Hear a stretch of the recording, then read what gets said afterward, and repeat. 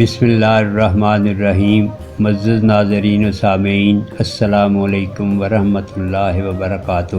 میں ہوں منیر حسن، آپ کا میزبان، ایک نئے موضوع کے ساتھ، جس کا عنوان ہے صلاۃ الحاجہ۔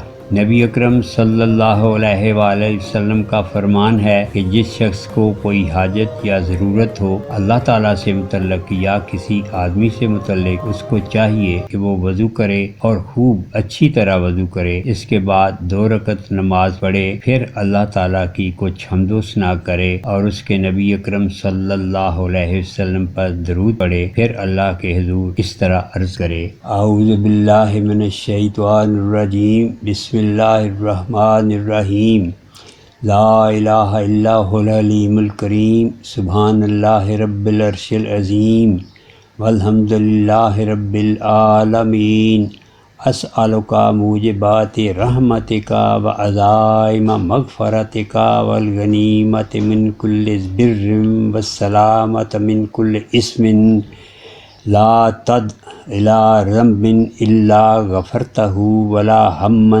إلا فرجته ولا حاجة إلا لك رضا إلا قضيتها یا ارحم الراحمین۔ صلاۃ الحاجہ کا یہ طریقہ جو نبی اکرم صلی اللہ علیہ وسلم نے تعلیم فرمایا ہے، وہ اللہ تعالیٰ سے اپنی حاجتیں پوری کرانے کا بہترین اور معتمد ترین طریقہ ہے۔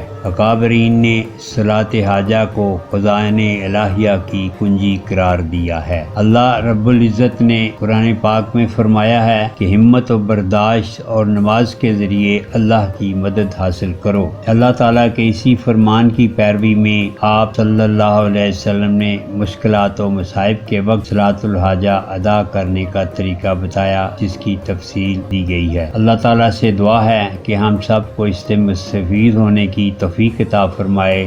اس کے ساتھ ہی ہمیں اجازت دیجیے اور اپنی دعاؤں میں شامل رکھیے۔ اللہ تعالیٰ ہم سب کا حامی و ناصر ہو۔